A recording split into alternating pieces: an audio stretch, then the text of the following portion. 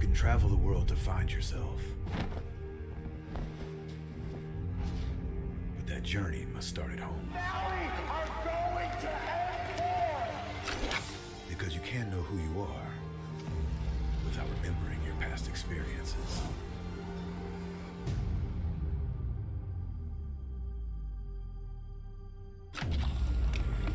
Basic is returning to Asia for his redemption. The BTK trio wants to prove M3 wasn't just a fluke, and Hoon looking to win back his fans. I got basically kicked, but they still call me traitor for, I don't know, for pursuing my dream. I thought living that comfort zone and then try new things was a better way for me to pursue the win. We're coming and we're gonna compete. We're gonna put a fight, that's for sure. I'm coming for you, M4. This is what we have all been waiting for. You push us, we push you back. You respect us, we respect you back.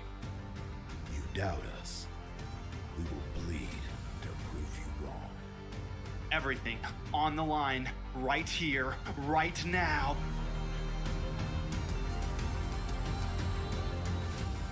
Definitely, they're not underestimating us as much as they did in M3. People probably see us and take us more seriously now, especially considering our accomplishment back then. I want to be the first in the world. I want to win a world championship. And the only way to really do that is day in and day out, there's no relaxing. You have to keep going. Here comes the Valley.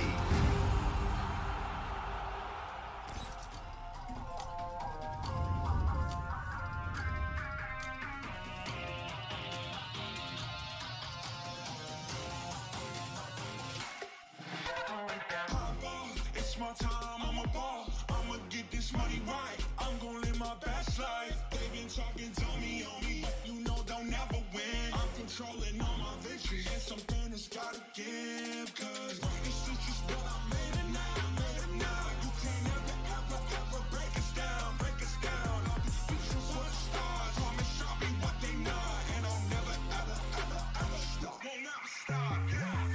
Touch your sky. You're made of silver and gold. Touch your sky. You're the greatest, don't you know? You and I can make it out of the cold. Hang tight, we gonna reach for the greatness. We will always rise, we will never fall. We fight in our eyes, and we are strong. Even though we know our backs against the wall. And again, you take your aim, you know that this is.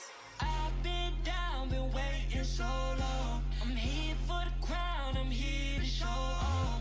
Greatness time, just waiting to show y'all. This is your time to remember. So many times I lie in the basement waiting for greatness. No, I won't listen to anyone hating on me and telling me I wouldn't make it. Cause I did everything that they said I couldn't. Caught my footing and I got the controls. I stand for something, I ain't running now. I'm the greatest now, I just wanna make it proud. Don't let me down, don't let it up. I've been on the road, accomplished all of my goals. And I ain't gonna let you down.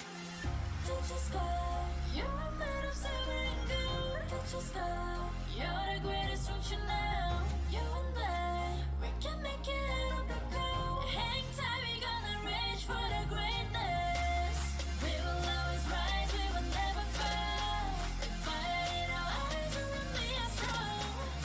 Even though we know our backs against the wall. And again, pick your aim, you know that this is. Coming for the game, cause we ready for the victory.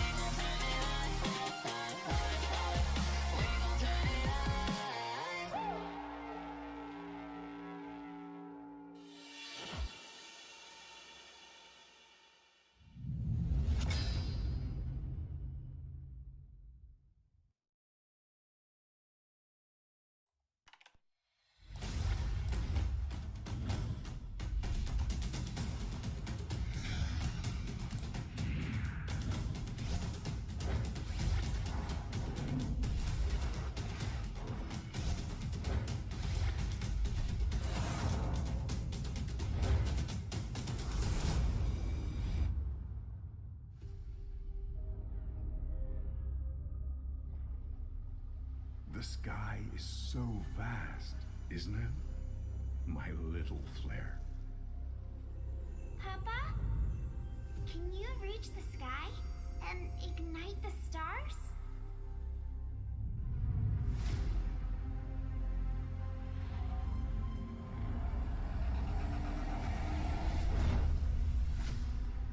Of course, Honey Bunch.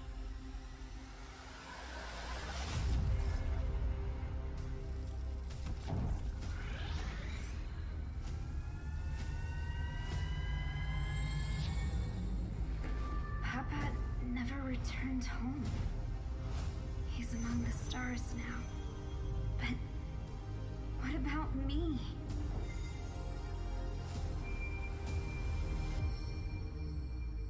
Have faith, little flare.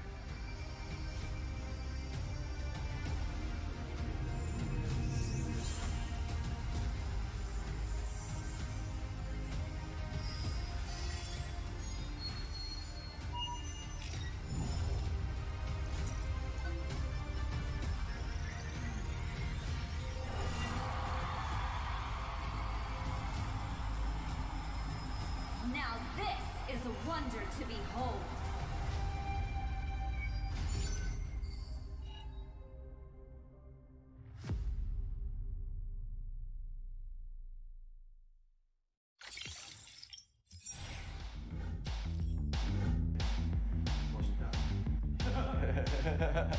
Time.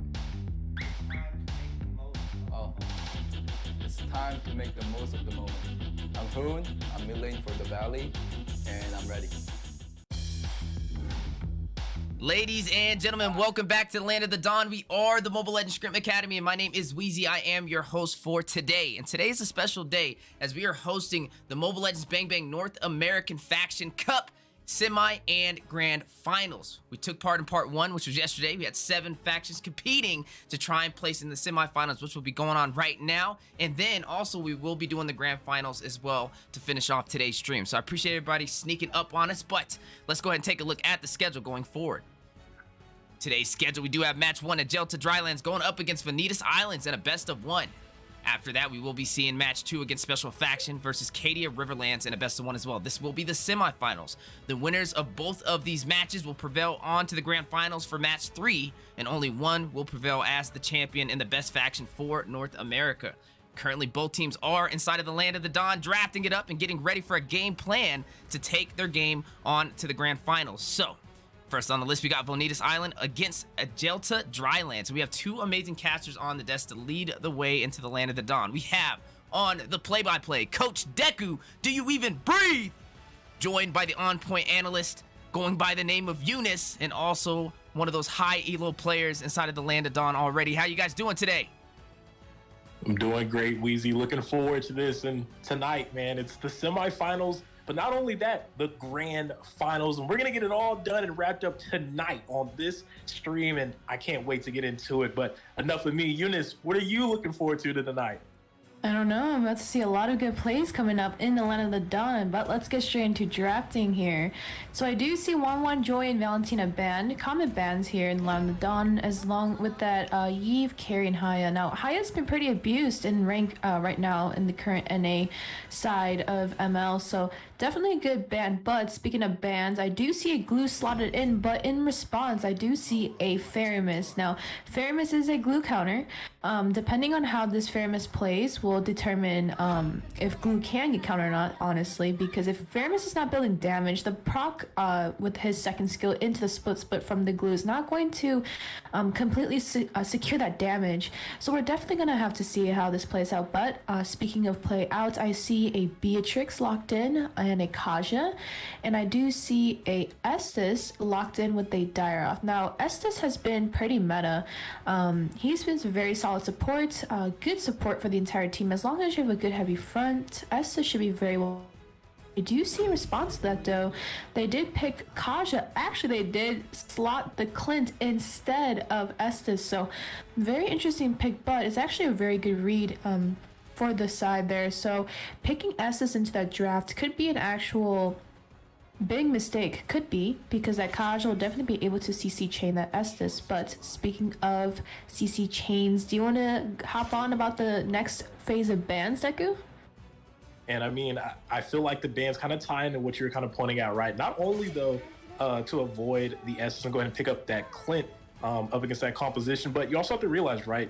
The opposing side did already have the Beatrix locked in, and 1-1 already being taken out as long side carry there. You could have expected some marksman bans to be pulled out from the side of Vanitas Island here, but now that they have locked in the marksman, now they have focused in on that roam that they were showing, and there goes the Estes, right, that they were hovering over. So a little bit of a trade, right? They either were going to secure that marksman and avoid those bans, or go ahead and lock in that Estes and deal with the bans towards the gold lane. So hopefully it worked out for them, right? I'm hoping that maybe the read on the draft kind of plays into their favor, but speaking of things in their favor, the sustainability is there, but from both sides right now, some good front and some good utility as they are moving into those picks for the second phase of the draft. Absolutely, you are 100% correct there. But speaking of moving on with draft, I see a Fredrin drafted in with a Farsa. Now, Farsa is a very high elo mage, so very good high ground, being able to control a lot of the map and being able to cover her ground when it comes to these ultimates. And speaking of ultimates, I do see an Atlas picked up, and it will force that Farsa on that Piri. So lots of CC coming in though, but both sides do have good sustain, good fronts, good CCs, good ground control actually with that Barats, and we already know Barats, the longer the game goes, the harder it is to kill him, so definitely need to be a fast movement paced game, so we'll definitely have to see. But I'm going to pass it over to you again, Deku. If you had to look at this draft and you had to pick just one side that will step into the Land of Dawn and possibly take this trophy tonight, which side are you favoring? I'm gonna have to go with the island, right? I mean, you're gonna have Glue on the island out there, potentially in the XP, and he's been so difficult to deal with, right? Right on par with potentially Carry in the M series that we've seen. Both of those picks were very difficult to work around and kind of fight back against. And I feel like letting it through for free into the XP is a lot to handle. I do see though that they did pick up the Dyroff. To face off against it, I've heard here and there it might be decent into the Glue, but that's yet to be seen. But even without that, you know, things like Fredrin, the Cadia, right, even the Farsa and the Beatrix, very consistent picks all across the board for Vanitas Island. I feel like that's just a lot of options in their hand that Drylands is gonna have to find a way to overcome. So without a doubt, I'm gonna have to give it over to the side of Vanitas Islands. Very good, very good. But before we do that, let's speak a little bit about these lanes here and the lineups here. So I do see a Beatrix laning against a Clint. We already know that Clint does outpoke Beatrix just a little bit, so Beatrix might have just a little bit of a tough time being able to scale with those minions in the possible early game. I see a fast rotation coming down here, so we're definitely going to have to see. But I see a Glue slotted in with the Dyroth, but actually Glue's having a tough time dealing with this Dyroth, being able to not be able to fast clear, and Dyroth's kind of actually pushing up on this Glue for a little bit, so definitely an interesting match. Glue should just prioritize clearing his minions, and not being able to sustain that as well as I expected might be a little bit of an issue for the side of Islands, but we can't underestimate that Glue. Definitely might be an issue for later on for the side of Drylands as soon as that Glue starts to scale. Speaking about scaling, Deku? We are seeing a little bit of action here in the jungle as Komi is looking to take some real estate in the jungle of Vanitas Islands, overpowering, able to pick up some small creeps. And like you did point out, right, in that top side, kind of pointed out in the draft, it may have been an answer, right? The Dyroff, it has been talked about, and like you pointed out, as the actions were going on, as the trades were happening, it is looking like that might really be the case. But speaking of things being the case here, a little bit of engage down on the bot side from the Drylands, looking to stack up the CC here. Daytona's welcome coming out, is going to go ahead and pick up the opponents here, going to slam the Fredrin Bossy into the clutches of the rest of the teams. They do find the first blood, they do find the first kill, but hang on, a flicker stampede from Paramus. They're not done. They're going to claim a double kill. Jin Yun is on a tear right now. That's Paramus, the monster from Drylands, picking up two, but hang on, fight not over. Drylands looking to claim more. Darl with a flicker. Blueberry with that Abysm strike was able to take down the mid laner for Vanitas Islands right now. Beautiful response though from the side of Drylands, being able to fast clear that top lane and being able to rotate. Now setting up and having higher ground on this turtle might just be an advantage for Drylands, but I do see Islands coming in with a response here and being able to kind of pressure their map. But speaking of pressure, We see the Divine Judgment going to the Feather Airstrike. Meeks is going to take down Jin Yoon, but the turtle will fall into the hands of Kokomi on the barrage. The fight not over here. Energy Eruption for Sir Bossy. The Stampede right now from both teams. The Split has connected. The Fraser Raps doing a lot of damage, but here comes the Tona's welcome as Kaja is going to go ahead and deny that takedown. Barrage and Blueberry is going to find the Kaja in trade, and Sir Bossy as well will go ahead and return and take out Dyrov. So much action in between the islands and the Drylands. Absolutely. Now, with that being said, though, let's take a look at these items here down below. I do see a little bit of core items picked up, and when I say core items, just for the scaling phase in the first 5 minutes of the game. So I do see BH up that one small item. I do not remember what it's called, but pretty sure she's building that into either Hunter Strike or Heptasy. So we'll definitely have to see, but I don't see any big core items being locked in. I also see just very little core items coming in from the mages, those elegant gems, to be able to help scale with that mana. But Faramis is building that enchanted talisman to be able to sustain with that mana and being able to rotate faster, be able to sustain his mana. But speaking of mana, we are seeing the Feather Airstrike connect right now, trying to find Jin Yoon, but the Cult Altar are going to go ahead and let him prevail and not fall to the bombardment that is Lucas, the mid laner from Vanitas Island. Ooh, but speaking of action here, Mikasa barely able to avoid death with the split, and here comes Kaja for a little bit of assistance. I'm going to go ahead and clear up this lane. They're going to have to be careful, as Drylands has been enforcing their will in the early game. Absolutely. But with that being said, though, Drylands does have a upper priority with early games. So we do have that Clint with that Beatrix and that Faramis being able to outpoke. And mind you, Faramis did pick up 2 kills within the first 5 minutes. So a little bit of a goal upper advantage for the side of Drylands. Being able to get those small pickoffs do mean a lot early game. And to be able to scale with those small items actually means a lot.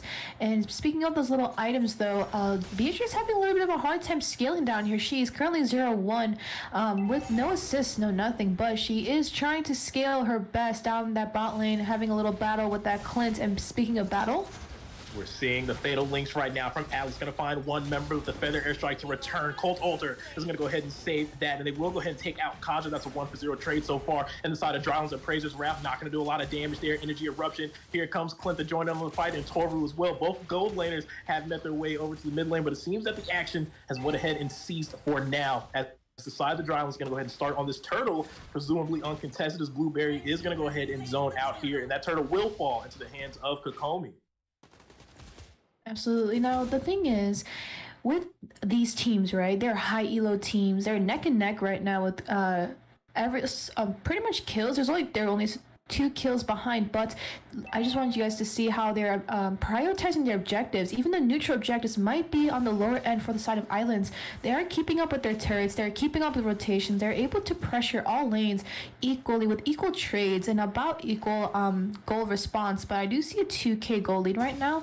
Might be a lot for the early phase, but speaking of early phase, I do see Mikasa just got picked off by that Dyroth, and a little bit of a issue now for the side of Island with that EXP lane, but I'm pretty sure Mikasa should be able to play safe and be able to take those minions back and be able to scale. But if he doesn't start scaling early game, he might fall off late game, and for that reason might be a big issue, but we can't underestimate. But Drylands does have that Faramis, so Faramis, one good thing about Faramis is even though early game damage is not too much for that Faramis, the passive, being able to collect all those passives and being able to respawn within a couple of seconds is just absolutely broken. That is a broken mage. But speaking about broken, we are seeing Blueberry able to disconnect from the split, but here comes the Feather Airstrike from Lucas, gonna find the mark and take down the extra laner for Drylands, but the return in the mid lane, Stampede is coming in for Faramis, is gonna pull the Kaja, and that kill will fall to the hands of Kokomi, but not just the kill, the mid lane tower, as Drylands will make the trade going to the favor, but a tower on the top side, tower in the bot side being worked on by the Beatrix. Will the recall come in time? Will be able to escape, but we might see another tower fall again into the hands of Drylands here.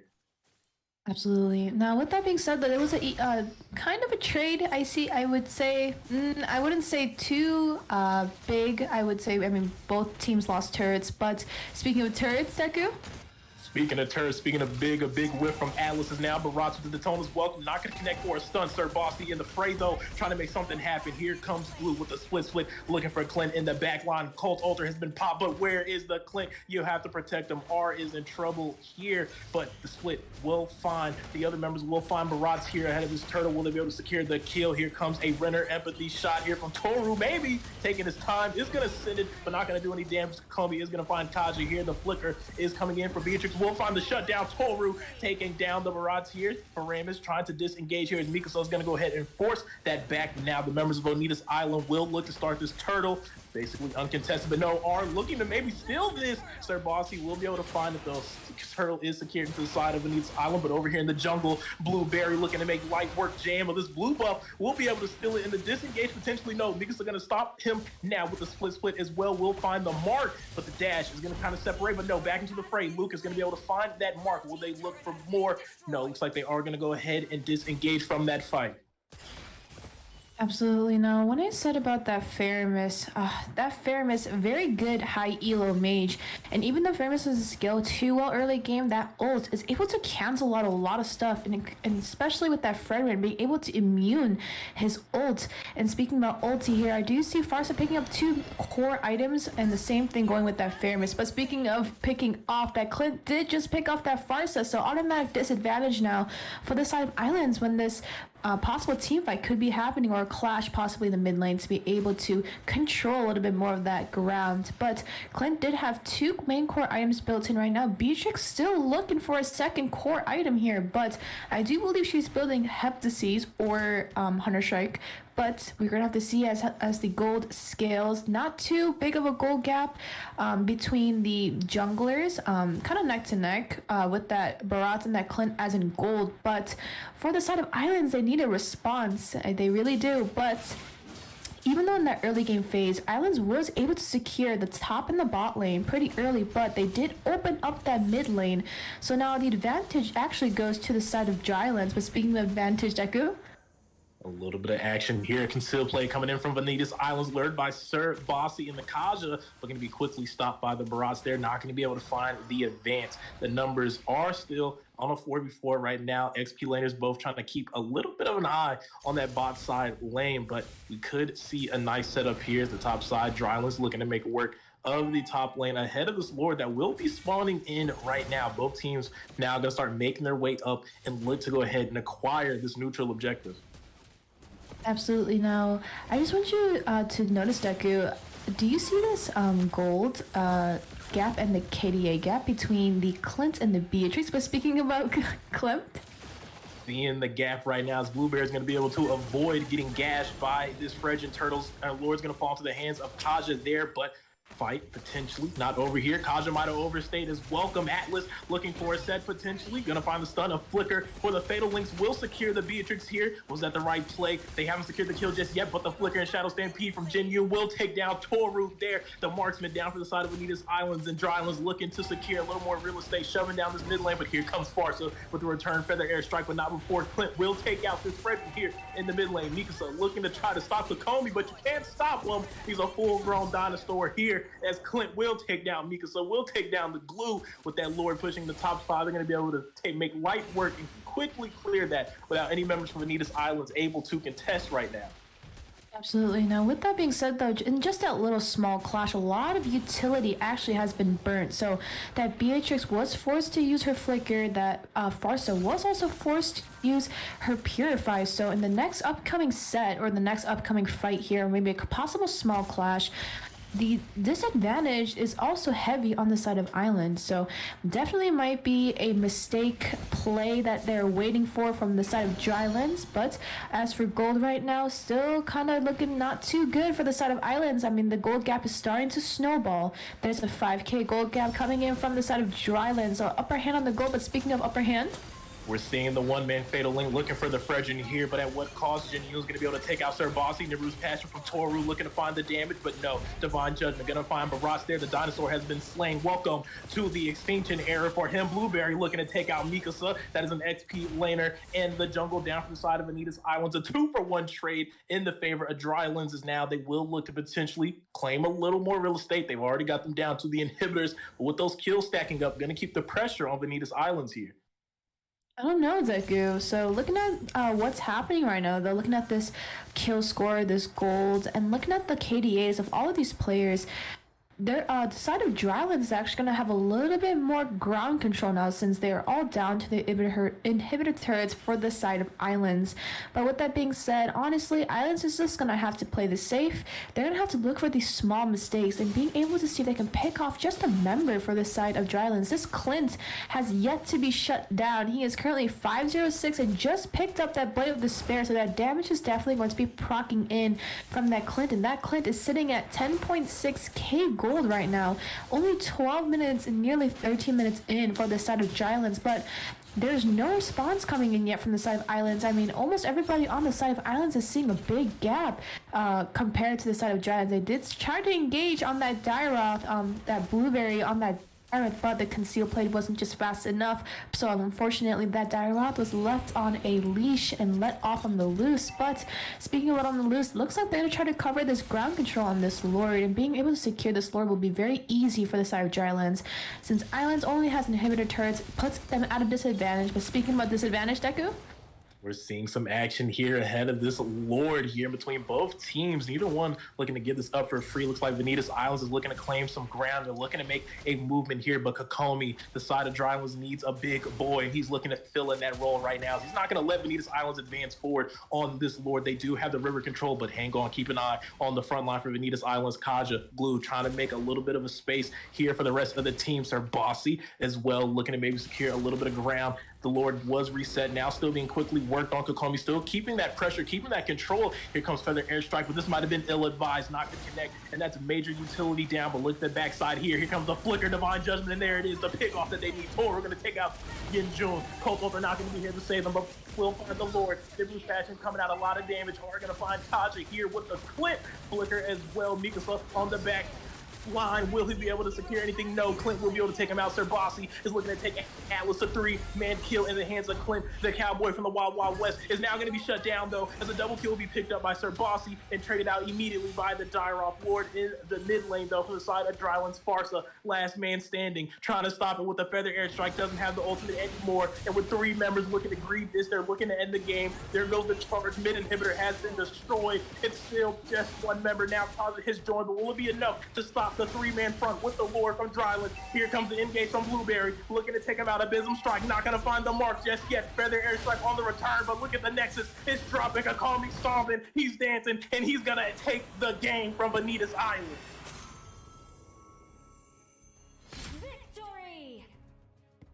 well played by 2 high elo teams here. Very beautiful play. Lots of objective gaming, as you can very much tell from this entire game. So MVP is well deserved into the hands of Clint. Very well played. Wasn't able to get a response though on that Clint for the side of Drylands. So very interesting play. That Clint was able to scale pretty early, and being able to lane against that Beatrix was definitely a big issue. So looking at these items and these stats, I do see Clint coming in with 31% damage, so lots of damage and macro coming in from that marksman. But in response to that, I still see Beatrix and that Farsa trying to respond to that Clint for the entire game, but unfortunately fell a little bit short.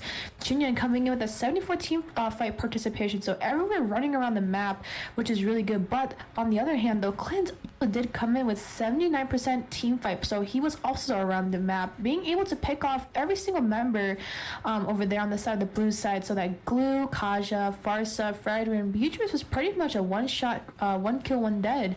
So good job, guys. Beautiful game, beautiful high elo teams, but congratulations, you guys deserved a crown.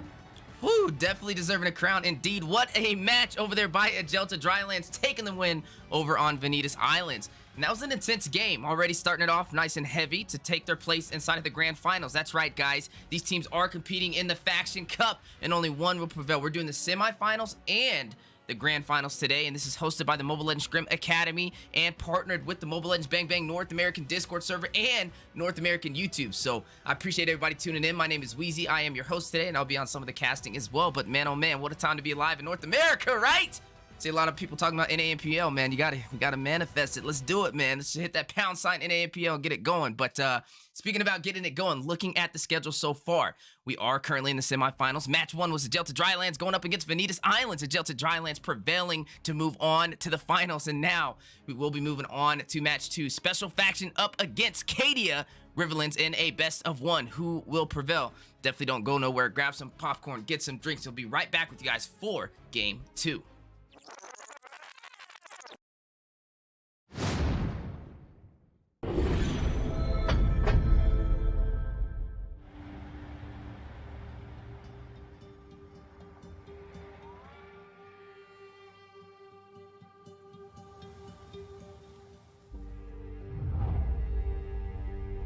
You can travel the world to find yourself.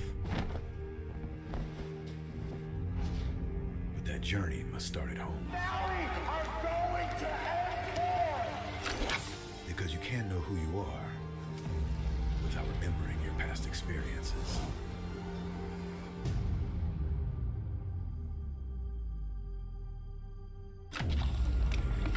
Basic is returning to Asia for his redemption.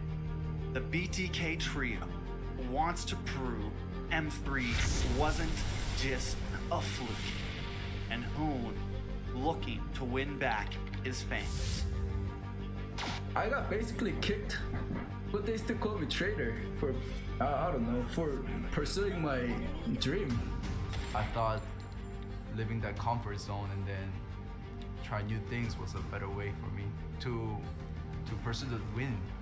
We're coming and we're gonna compete. We're gonna put a fight, that's for sure.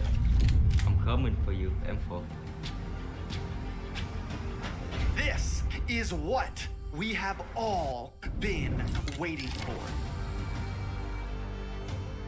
You push us, we push you back.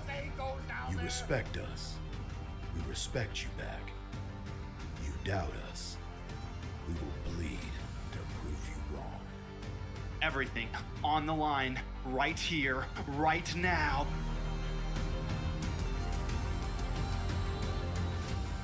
Definitely, they're not underestimating us as much as they did in M3. People probably see us and take us more seriously now, especially considering our accomplishment back then. I want to be the first in the world. I want to win a world championship. And the only way to really do that is day in and day out. There's no relaxing. You have to keep going. Here comes the valley.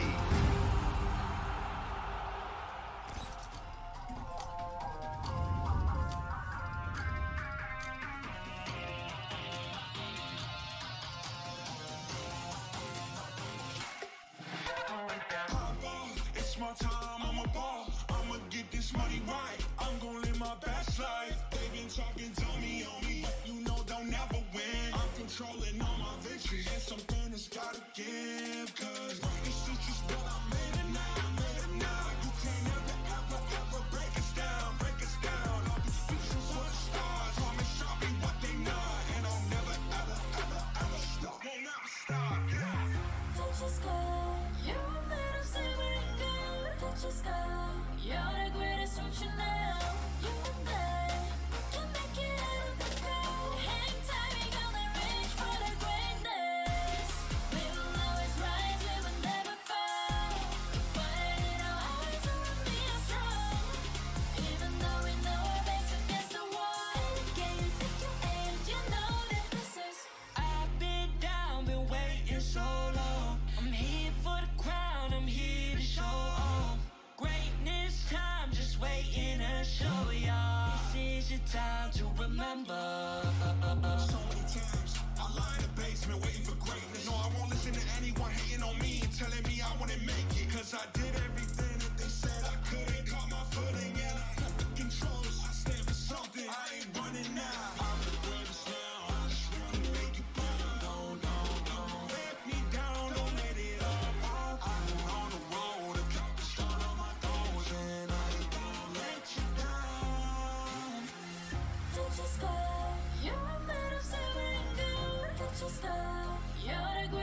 want you now. You and I, we can make it up the go. Hang tight, we gonna reach for the greatness.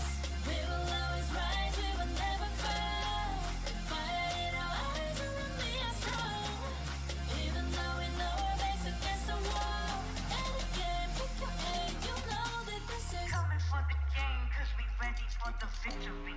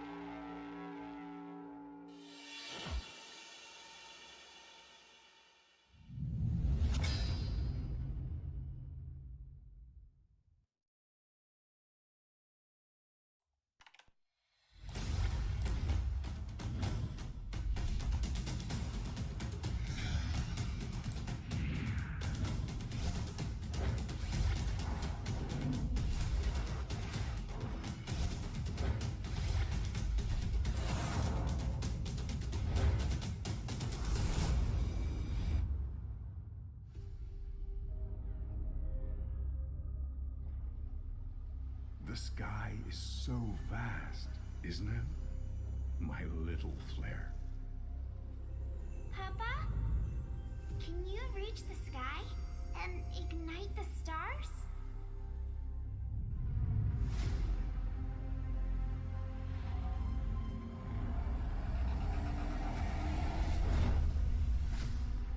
Of course, honey bunch.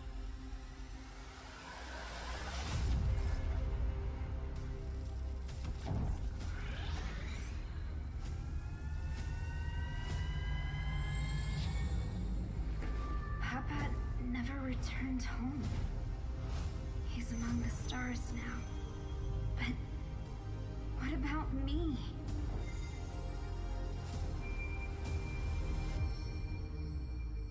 Have faith, little flare.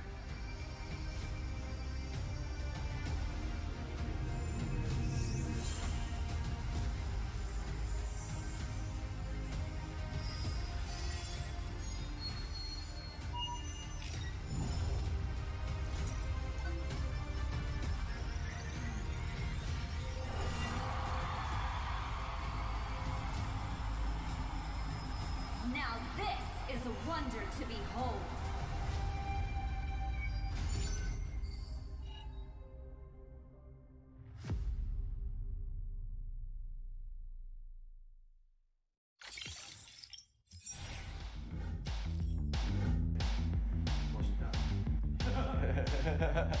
Time. Oh, it's time to make the most of the moment. I'm Hoon, I'm mid-lane for the Valley, and I'm ready. I graduated high school a few months ago. Yeah. We dare to be great. Dude, that's perfect. One more second. Hello, my name is Fly Chicken. I'm XP lane from the Valley. Let's go. Hey, it's basic. Again. We dare. We dare to improve. Hey, it's basic. Coordinator for the Valley. Let's go.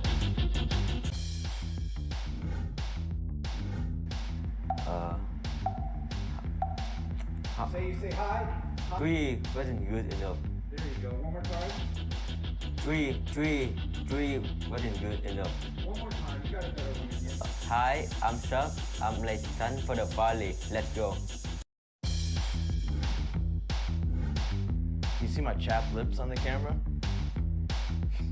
Like here a little bit? Don't disrespect the US of A. One more. Hi, I'm Moba Zane, Jungle for the Valley, and we're ready. I want to fight Yahweh from the Eagle team for Philippines. Definitely RRQ. They've done so much for Mobile Legends, and you could tell just by the amount of fans that they have. They've also been so driven. I mean, they've been in Mobile Legends for years and years and years, and they've always been pretty good. They've always, even when they weren't doing as well, even in this MPL, they bounced back in the second half of the season. And I have a lot of respect for them. They brought a lot for Mobile Legends.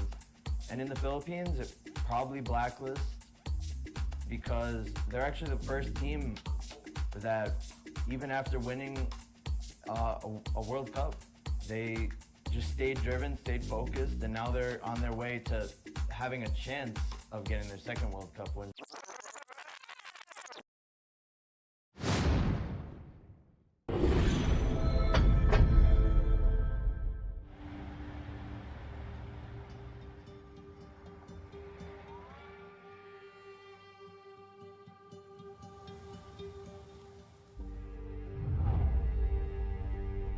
You can travel the world to find yourself.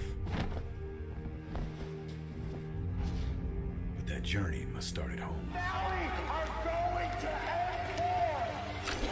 Because you can't know who you are without remembering your past experiences.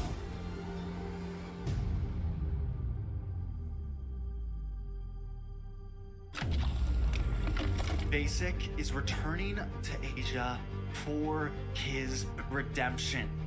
The BTK trio wants to prove M3 wasn't just a fluke, and Hoon looking to win back his fans.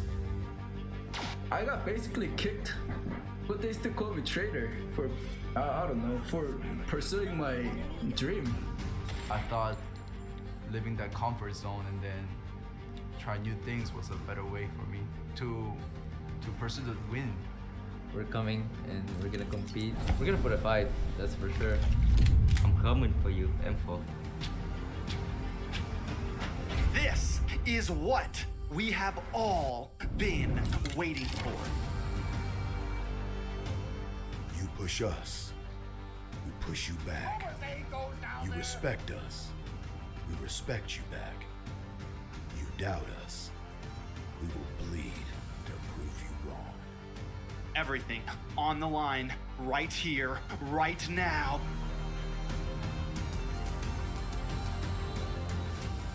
Definitely, they're not underestimating us as much as they did in M3. People probably see us and take us more seriously now, especially considering our accomplishment back then. I want to be the first in the world. I want to win a world championship. And the only way to really do that is day in and day out. There's no relaxing. You have to keep going.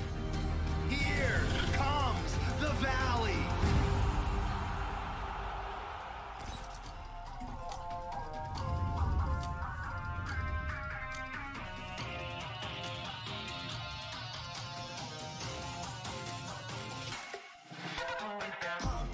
It's my time, I'm a ball. I'ma get this money right. I'm gonna live my best life. They been talking to me on me, but you know they'll never win. I'm controlling all my victories, and something has gotta give. Cause this shit just what I made it now, You can't ever break us down, All these bitches for the stars, promise I'll be what they not, and I'll never ever stop. Won't never stop, yeah.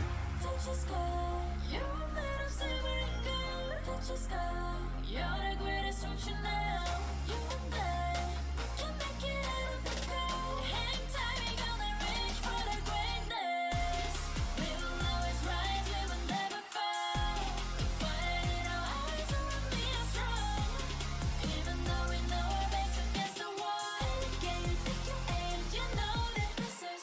I've been down, been waiting so long. I'm here for the crown, I'm here to show off. Greatness time, just waiting to show.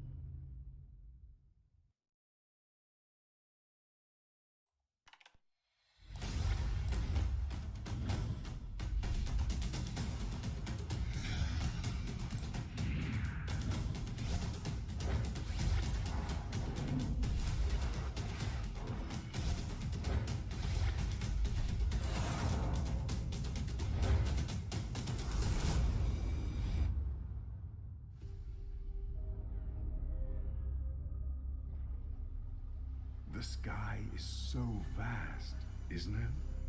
My little flare. Papa? Can you reach the sky and ignite the stars?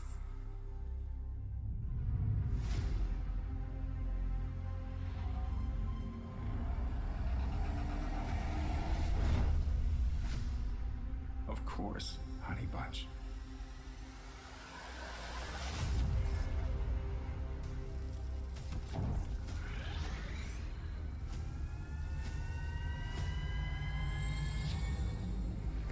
Papa never returned home.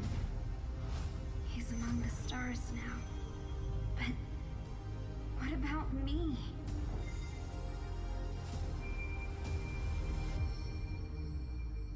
Have faith, little flare.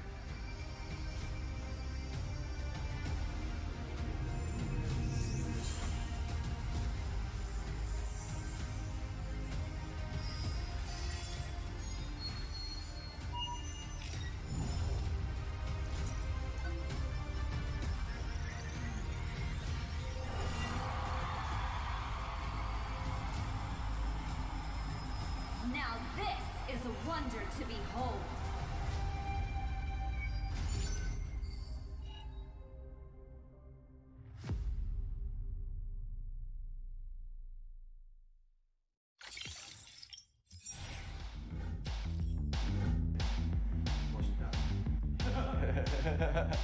Time. Oh, it's time to make the most of the moment. I'm Hoon, I'm milling for the valley, and I'm ready. I graduated high school a few months ago. Yeah. We dare to be great. Dude, that's perfect. One more second. Hello, my name is Fly Chicken. I'm XP Lane from the Valley. Let's go. Hey, it's basic. Again. We dare.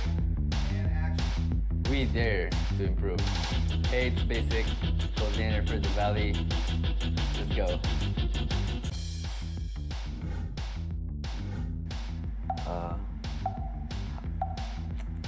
Say hi. Three wasn't good enough. There you go. One more time. Three wasn't good enough.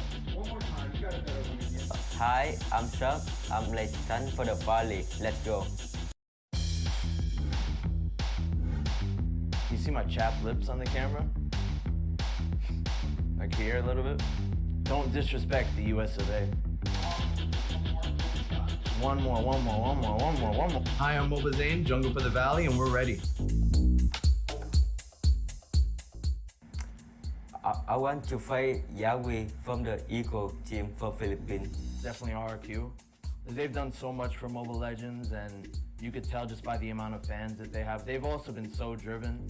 I mean, they've been in Mobile Legends for years and years and years, and they've always been pretty good. They've always, even when they weren't doing as well, even in this MPL, they bounced back in the second half of the season, and I have a lot of respect for them. They brought a lot for Mobile Legends.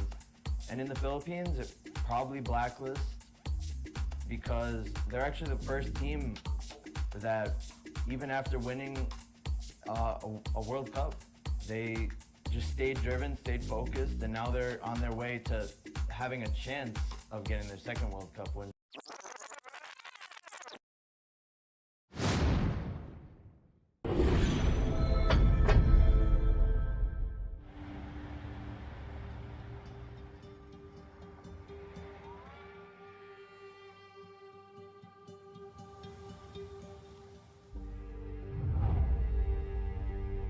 You can travel the world to find yourself. But that journey must start at home. Valley are going to end war! Because you can't know who you are without remembering your past experiences.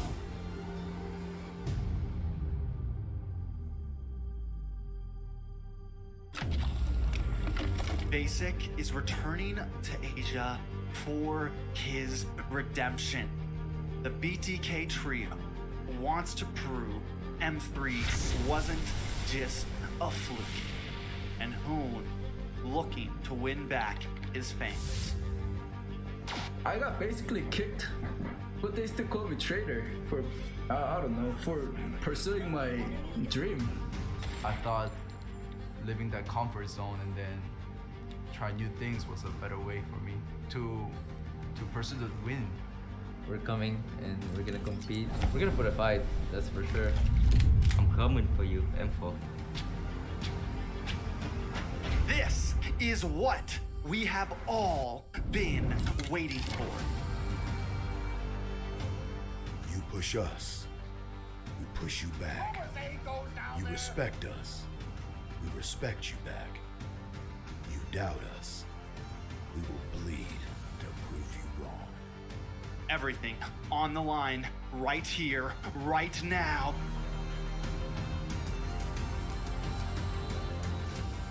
Definitely, they're not underestimating us as much as they did in M3. People probably see us and take us more seriously now, especially considering our accomplishment back then. I want to be the first in the world. I want to win a world championship. And the only way to really do that is day in and day out. There's no relaxing. You have to keep going. Here comes the Valley.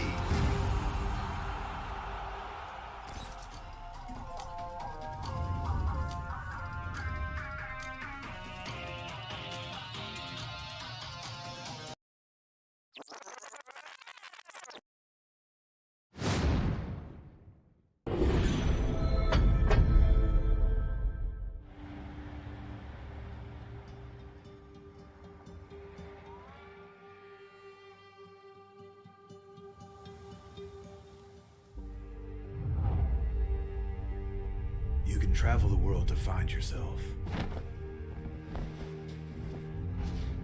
But that journey must start at home.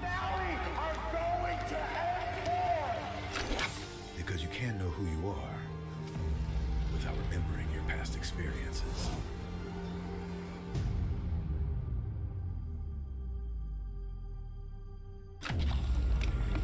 Basic is returning to Asia for his redemption. The BTK trio wants to prove M3 wasn't just a fluke, and Hoon looking to win back his fans. I got basically kicked, but they still call me traitor. Ladies and gentlemen, welcome back to the Land of the Dawn. My name is Wheezy, and I am your host. We are the Mobile Legends Scrim Academy, and today is the day. We have an insane event.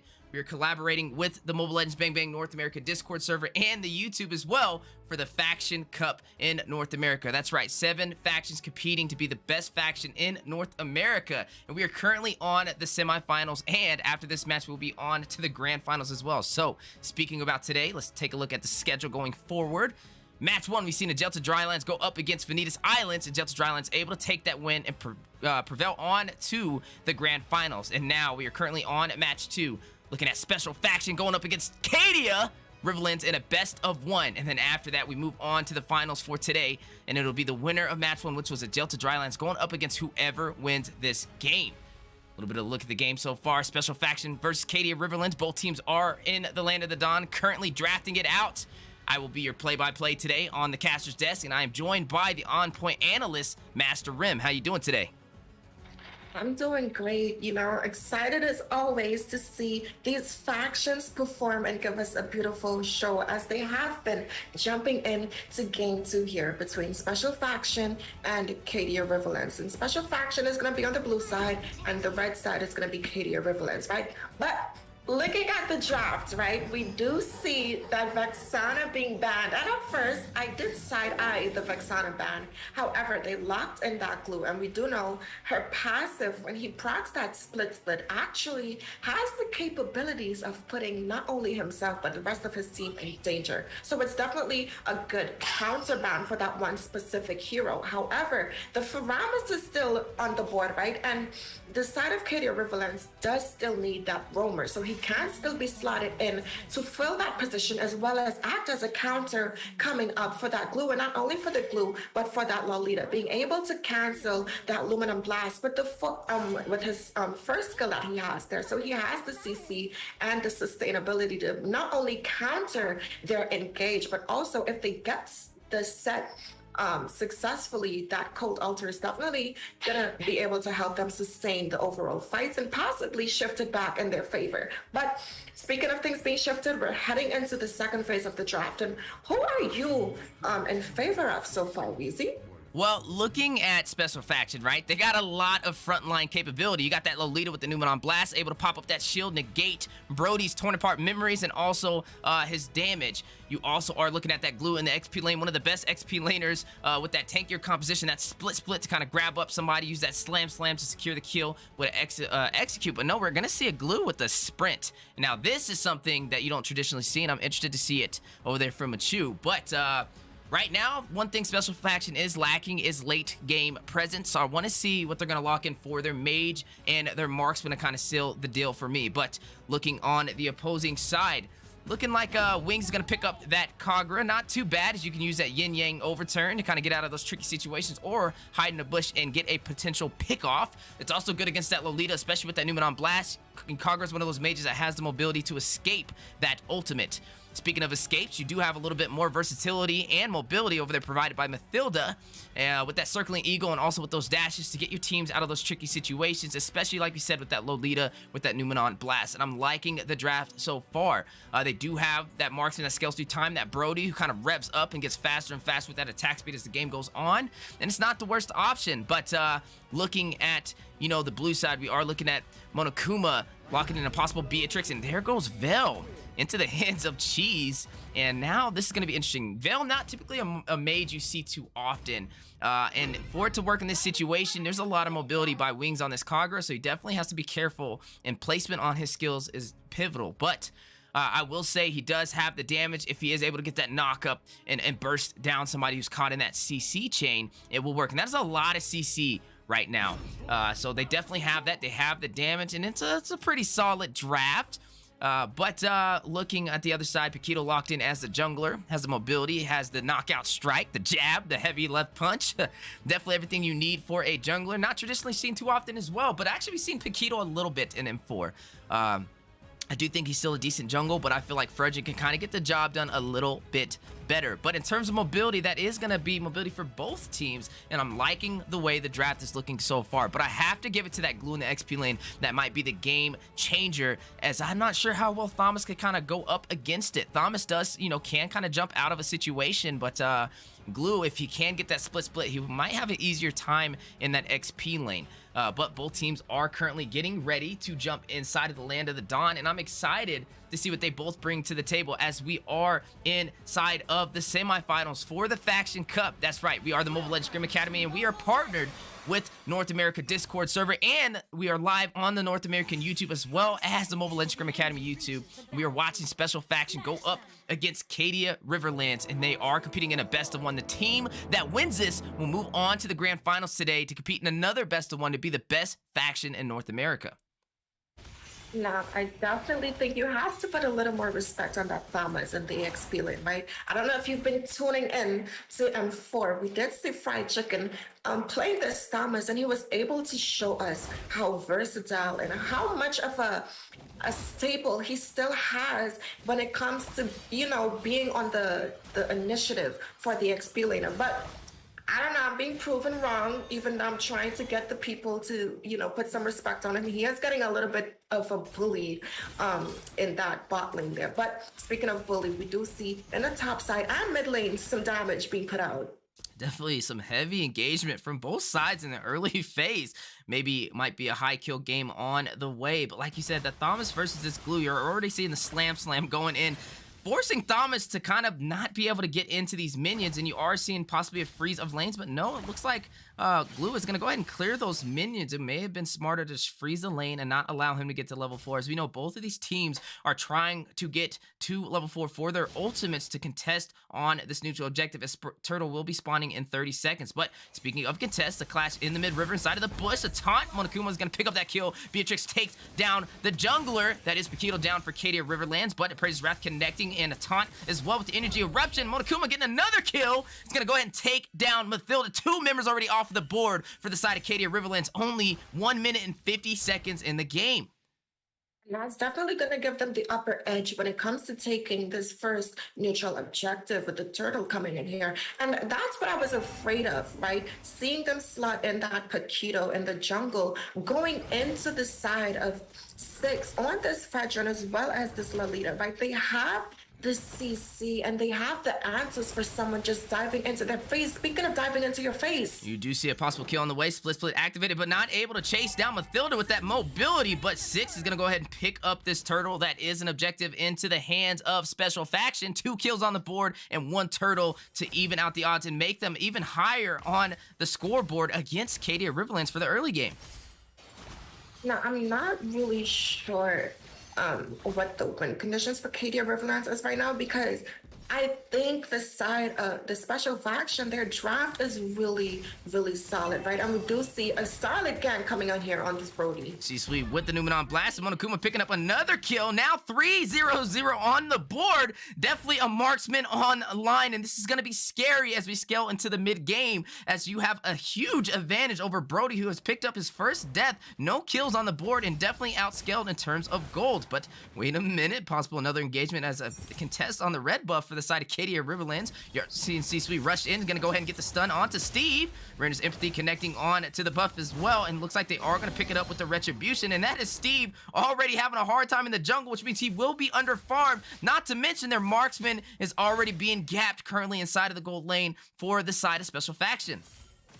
And we definitely need to see some answers to that. Oh, but speaking of answers, you do see the first kill on the board. Wings able to take down Cheese with the Yin Yang overturn. That is a kill for Kagra, bursting down Cheese on this Veil. But wait a minute, Circling Eagle connecting into the turret though. When you are seeing C-Suite pick up the kill, not the place you want to be, especially when you are the roam for the side of Cadia.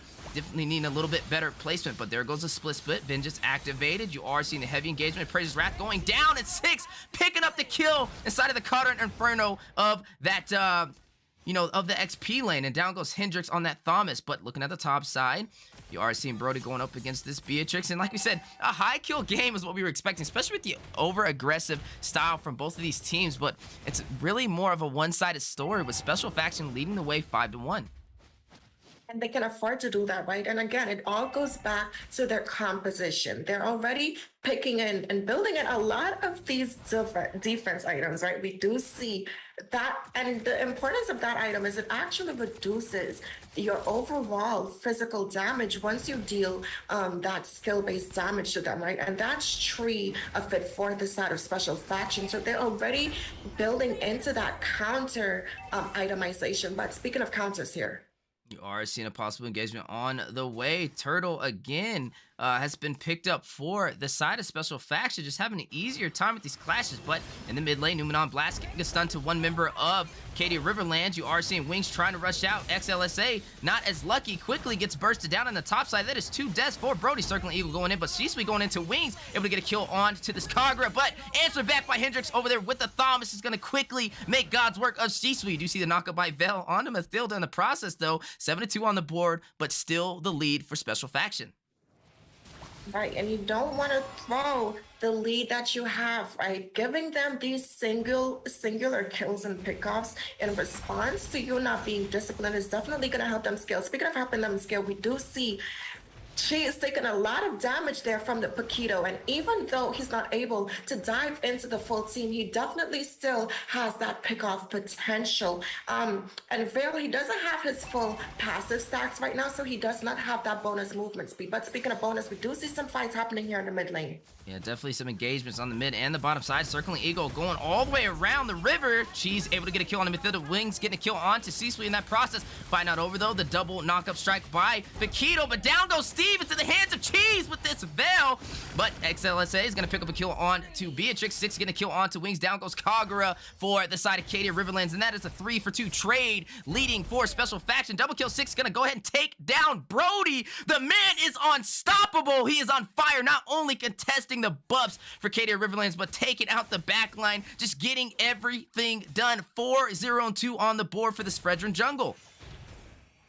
The question is, how is the Special Faction able to get these engages and these sets, right? Looking at the high mobility coming from the side of Cadia Riverlands. So we definitely need to see some understandings with the heroes and your composition, right?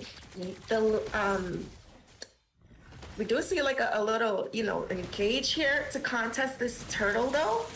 A possible engagement on the way, as you are seeing C-Suite get a kill onto Steve. 6 picking up the turtle, but down goes Mathilda in that process into the hands of Beatrix. Already 4-1-5. Looks like they are going to go and try and overpressure this turret. And 6 picking up another kill, gets to the back line, takes out Brody. But we are going to take a little bit of a quick pause, as it looks like one member is currently still sitting in the base. Not really sure what's going on. A little bit of a technical difficulty, but we will figure it out here momentarily.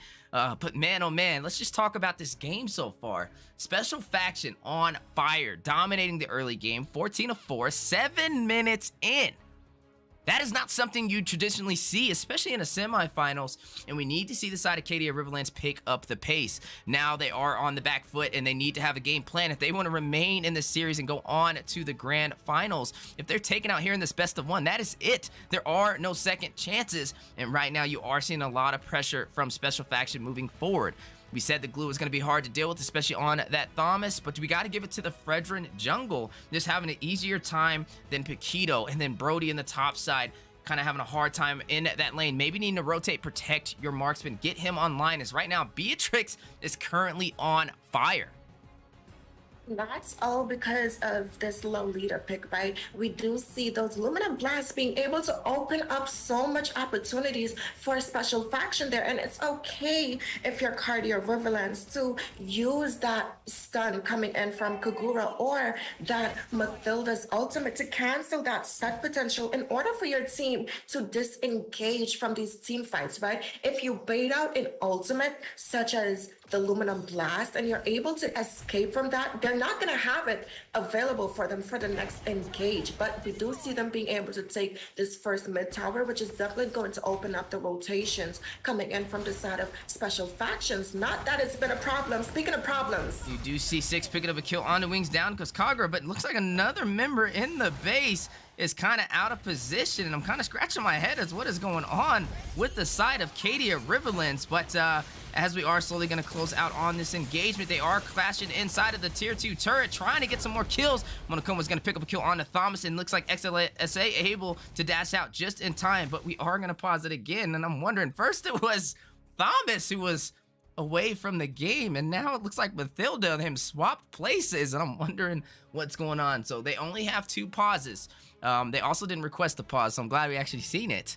But man, oh man, definitely not an easy time for Cadia Riverlands. And right now, Special Factions having all the answers, is looking to close this game out in an early finish. Only 8 minutes, 17 seconds on the board, and they are doing a phenomenal job.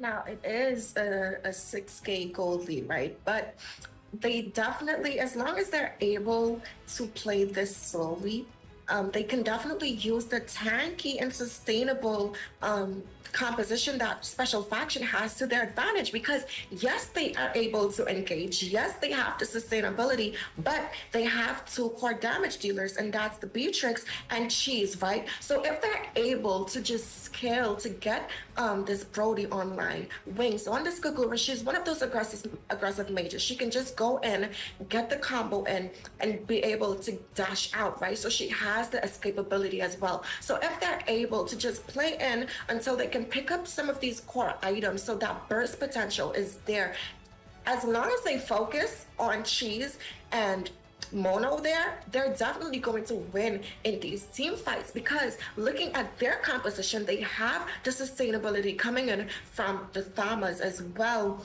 as that Paquito, right? He can build that defense and still slot in some physical damage there. So he definitely can, get the best of both worlds in that sense. And their overall composition is more balanced from in comparison to the side of special factions. So as long as they can play into their late game, that's their winning condition right now. And I'm hoping that they get their synergy in check so that they can definitely reach that stage of the game.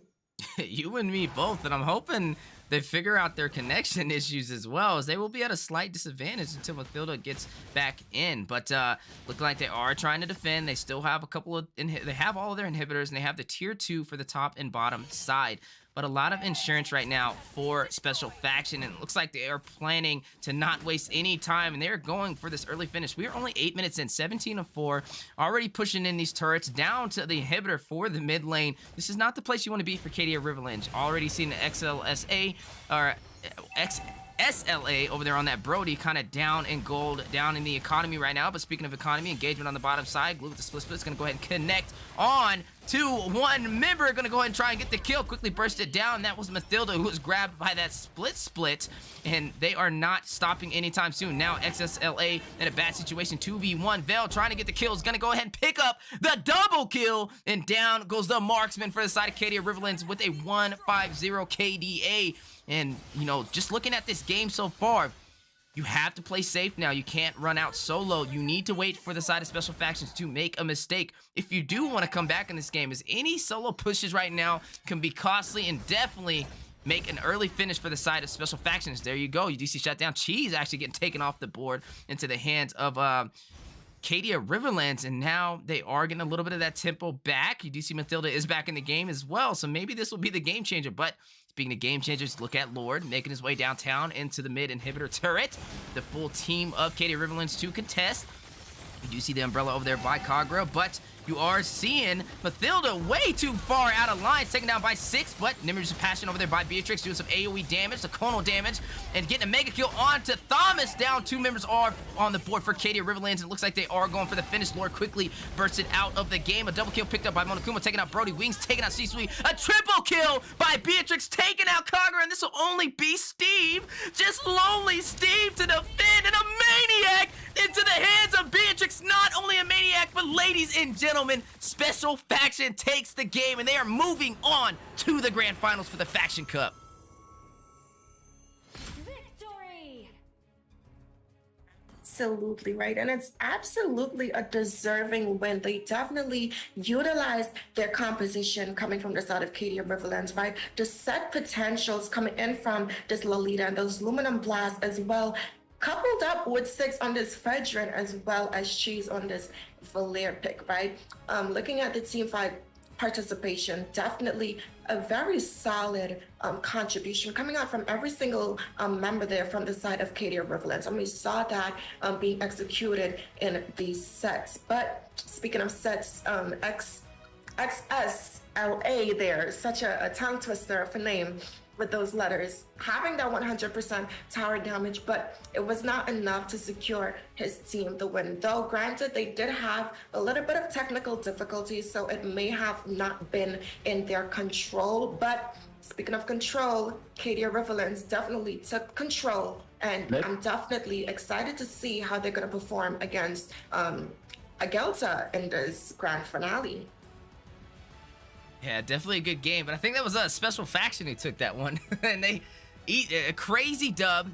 I want to say maybe a little bit of connection issues. I'm not really sure what was going on there. I don't know, a little bit of pause mid if you ask me, but definitely a good game indeed for Special Faction. Like you said, they're going up against the Agelta Drylands, and they kind of dominated in their series as well. So I think one thing is for certain, actually not even think, I know one thing is for certain. We have a game on our hands for the grand finals. A little bit of a look at the schedule. We've seen Agelta Drylands dominate over Vanitas Islands in a best of 1 to move on to the grand finals. And now with match 2, Special Factions prevails as well, taking out Cadia Riverlands. And now we are finally moving on to the finals, and we've seen both these amazing teams, Agelta Drylands versus Special Factions, compete in a best of 1 for the finals to earn the titles the best faction in North America. Don't go nowhere. Grab some popcorn, get some drinks, because ladies and gentlemen, we have a show on the way for the finals.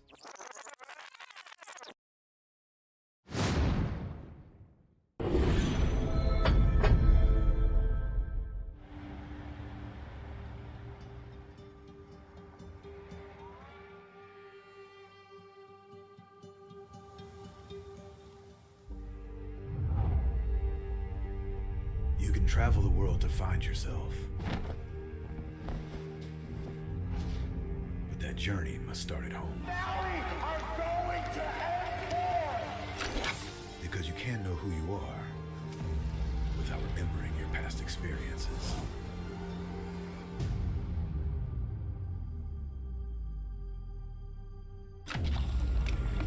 Basic is returning to Asia for his redemption.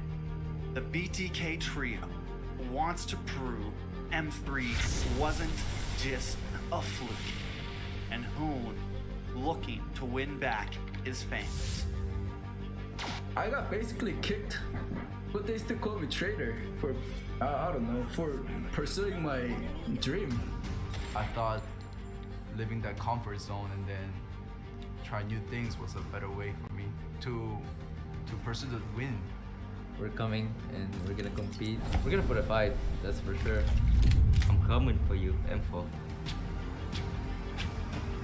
This is what we have all been waiting for. You push us, we push you back. You respect us, we respect you back. You doubt us, we will bleed to prove you wrong. Everything on the line, right here, right now.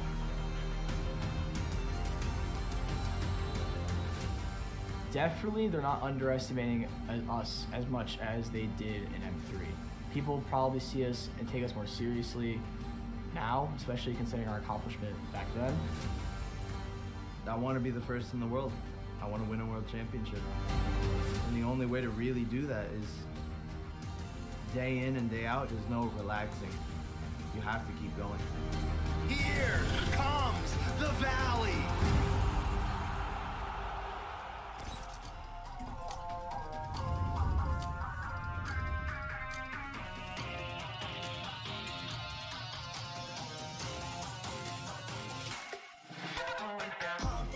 It's my time, I'm a ball. I'ma get this money right. I'm gonna live my best life. They been talking, tell me on me, but you know they'll never win. I'm controlling all my victories, and something that's gotta give. Cause this is just what I made it now, made it now. You can't ever break us down, break us down. All these features for the stars, promise I'll be what they not, and I'll never ever stop. Won't never stop, yeah. Don't just go, you're made of silver and gold. Don't just go, you're the greatest, don't you know?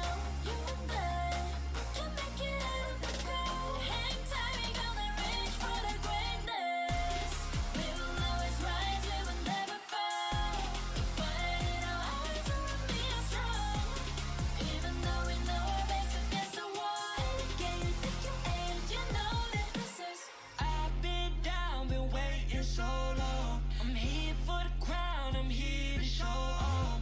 Greatness time, just waiting to show y'all. This is your time to remember.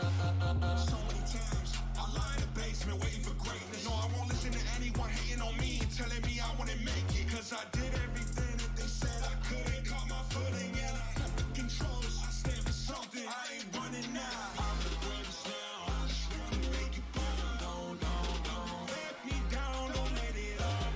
I'm on the road, accomplished all of my goals, and I ain't gonna let you down. Don't just go,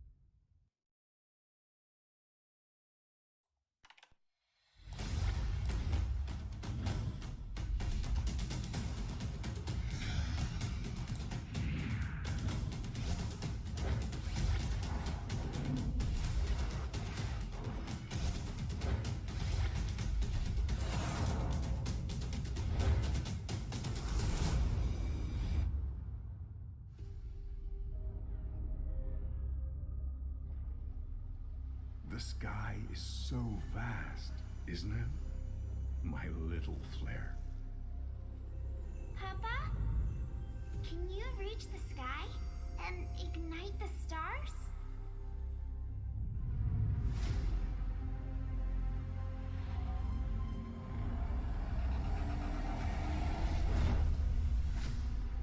Of course, honey bunch.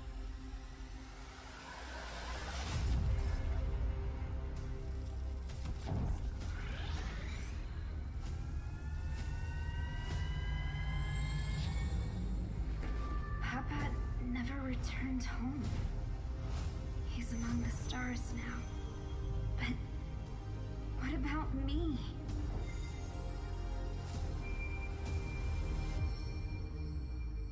Have faith, little flare.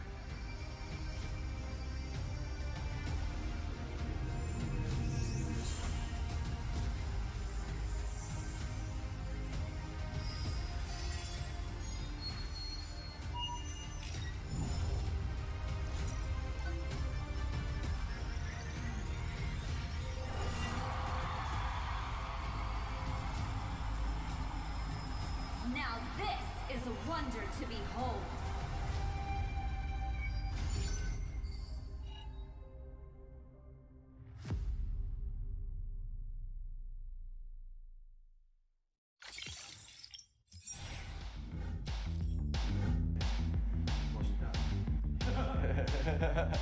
Time. Oh.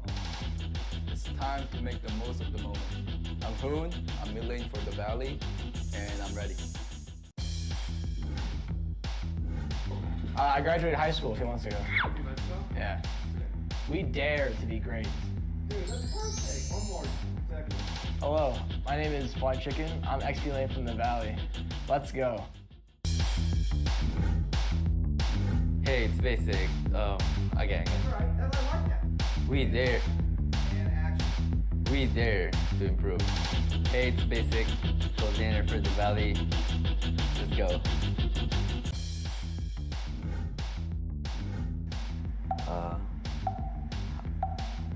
You say hi. 3 wasn't good enough. There you go. One more time. 3 wasn't good enough. One more time. You got a better one again. Hi, I'm Chuck. I'm late son for the Valley. Let's go. You see my chapped lips on the camera? Like here a little bit? Don't disrespect the US of A. One more. Hi, I'm Moba Zane, Jungle for the Valley, and we're ready. I want to fight Yahweh from the Eagle team for Philippines. Definitely RRQ. They've done so much for Mobile Legends, and you could tell just by the amount of fans that they have. They've also been so driven. I mean, they've been in Mobile Legends for years and years and years, and they've always been pretty good. They've always, even when they weren't doing as well, even in this MPL, they bounced back in the second half of the season, and I have a lot of respect for them. They've brought a lot for Mobile Legends. And in the Philippines, it probably blacklist, because they're actually the first team that, even after winning a World Cup, they just stayed driven, stayed focused, and now they're on their way to having a chance of getting their second World Cup win.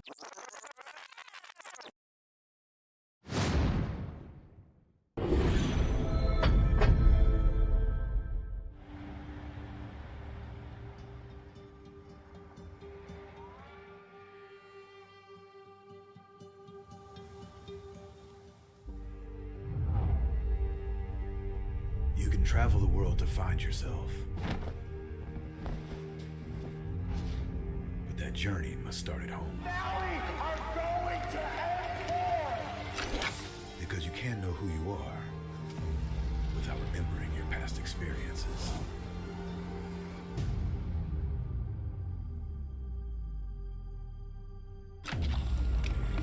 Basic is returning to Asia for his redemption.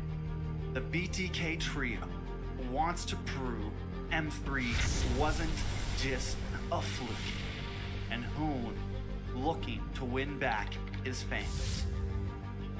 I got basically kicked, but they still call me traitor for, I don't know, for pursuing my dream.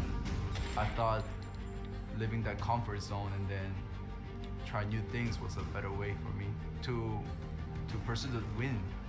We're coming and we're gonna compete. We're gonna put a fight, that's for sure. I'm coming for you, M4. This is what we have all been waiting for. You push us, we push you back. You respect us, we respect you back. You doubt us, we will bleed to prove you wrong. Everything on the line, right here, right now.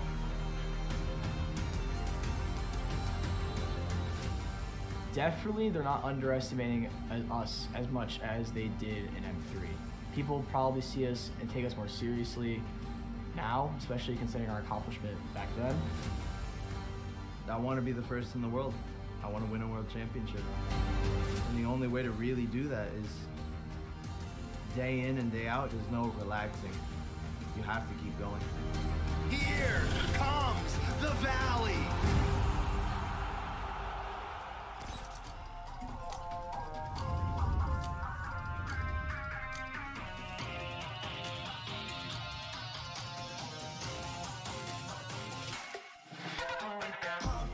It's my time, I'm a ball. I'ma get this money right. I'm gonna live my best life. They been talking to me on me. You know they'll never win. I'm controlling all my victories. And something that's gotta give. Cause it's just what I made it now. I made it now. You can't ever break us down. Break us down. I'll be speechless for the stars. Promise I'll be what they not. And I'll never ever stop. Won't never stop. Yeah.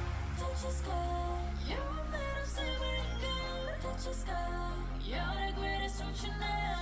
You and I, we can make it out of the cold. Hang tight, we gonna reach for the greatness. We will always rise, we will never fall. We fight in our hearts and we are strong. Even though we know our backs against the wall. Can you take your aim? You know that this is. I've been down, been waiting so long. I'm here for the crown, I'm here to show off. Greatness time, just waiting to show y'all. This is your time to remember.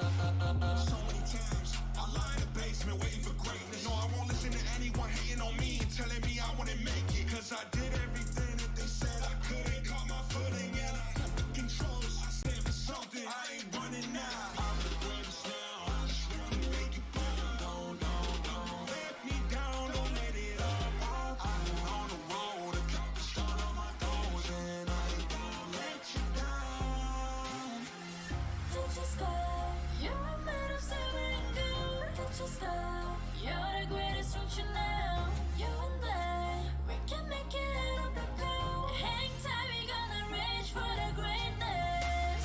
We will always rise, we will never fall. We fight in our hearts and we are strong. Even though we know our backs against the wall. And again, pick your aim, you know that this is. Coming for the game, cause we ready for the victory.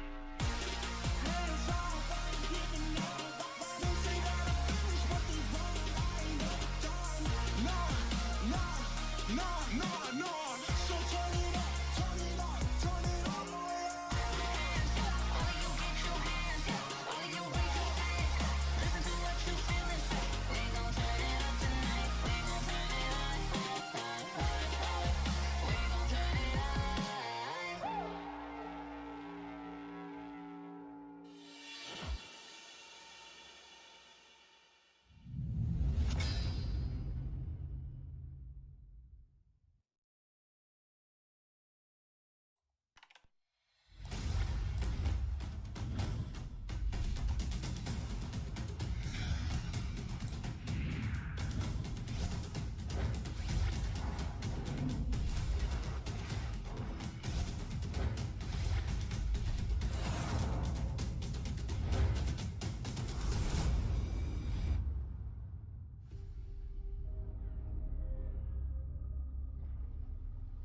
The sky is so vast, isn't it? my little flare. Papa, can you reach the sky and ignite the stars?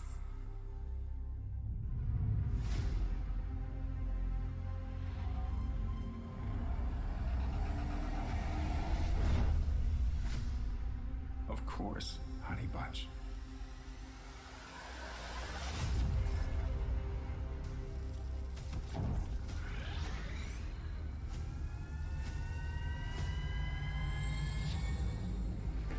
Papa never returned home. Ladies and gentlemen, welcome back to the Land of the Dawn. We are the Mobile Legends Scrim Academy, and my name is Wheezy. I am your host for today, and today's been insane. We went through the semifinals for the Faction Cup. That's right, this is the Faction Cup. We are collaborating with the Mobile Legends Bang Bang North American Discord server and live on the North American official YouTube channel as we are seeing 7 teams compete for the title, being the best faction for North America. A little bit of a look at the schedule so far. We went through the semifinals. We got to see match 1, Agelta Drylands going up against Vanitas Islands. Agelta Drylands taking the win with a fast finish. And then for match 2, a similar story. Special faction leading the way, taking down Cadia Riverlands in a best of 1. And now, the match we have all been waiting for. We are on the grand finals. You're watching Agelta Drylands go up against Special Factions in a best of 1 for the title of the best faction in North America. On the desk today, we have a special segment where we are doing a round table. That means all of the casters that you guys heard today will be casting for the finals game. We have Coach Deku on the play-by-play along with myself, and we're joined with the on-point analysts, Master Rim and Eunice. Super excited to see what today has in store, but I gotta say, both teams already jumping into the draft, already trying to formulate a plan to be the best faction in North America. So we're gonna jump straight into the draft. We're gonna pass it over to Coach Deku. And I'm excited, right? We finally made it on day 2 after these semifinals concluded. We made it to the grand finals. This is where all the action has led us to. This final match, this final moment in between these 2 teams. But it's not just me. It's not just you. It's not even just these 2 teams. Eunice, go ahead and take it away. Absolutely no. Lots of high elo teams now, so I'm gonna be definitely very excited to be able to see these 2 teams be able to compete in the Land of the Dawn. But speaking of Land of the Dawn, let's go ahead and look at these ban phases. I do see a lot of high meta picks that are actually banned out. So that Val, that Faramis, that Carry, Haya, and Cadia. Now, Haya's, like I said earlier in the earlier stream, Haya has been a very high pick, so good drafts coming in from the blue side. But on the red side, I do see lots of backline mages actually being banned out. So that Lilia, that Eve, but that Joy is also being banned out there. That Glue is also being able to be banned out. Gives a lot of more advantage, more hero pools that are open, but being able to carefully draft and be able to answer such a big thing when it comes to drafting. But hey, Rem, you wanted to complete the final 2 picks for me? Of course, we do see she's hovering over this Vexana and Veil bit, right? I think both of them are strong, as he does have the set potential coming in again, and the heavy frontline presence coming in from Sisui on this Grog, as well as 6 on the Fredrian. Again, that's going to be in the jungle. Now, I do like the response coming from the red side here. They definitely slotting that support along with that Barat could never go wrong once executed right. They have the frontline presence, and they have the burst coming in from Farsa with that feathered airstrike to get to the back line. Though Cheese and them, they definitely do have that heavy front line, but them locking in that Farsa and making that their prior pick, because they picked her up first, is definitely going to help her and their team be able to deal some more damage to Cheese and this Beatrix there. That's going to be focused more in the backline. But speaking of focus, we're going to jump into this game. Which draft are you leaning in favor of, Weezy? Well, you know, I am a fan of Martis. Definitely one of my favorite fighters in Land of Dawn, but I gotta give it to the opposing side, right? Looking at this Barat stacked up with an Estus is kind of giving me some Blacklist vibes, and I'm loving the way they're kind of stacked. You also have Blueberry on this show with the Way of the Dragon for a little bit of displacement. So I'm gonna have to go with the Agelta Drylands, but I gotta ask Coach Deku, how do you kind of feel? Who do you feel took the lead in the draft phase? Ooh, we'll pass it on pass it on to Eunice. How do you feel, Eunice, who took the lead in your opinion for the draft? I mean, looking at the laning phase right now, I see Beatrix being put up against a Clint. Now, every single time I see this matchup, Beatrix actually struggles just a tad bit because Clint does outpoke in that gold lane, but I see a Martis being drafted in the EXP lane, so a lot of lane punish coming in from that Martis, just being able to just wipe the lane and then be able to freely rotate just like that, and being able to rotate to the mid lane to help the little engage here, Weezy. Oh, but you do see Six picking up a kill onto Jian. That is Farza going down. First blood into the hands of Special Faction. And what a play. A little bit of what we're seeing today. Like you said, that Clint versus that Beatrix. Usually Clint is that direct counter for that Bea, but look at that.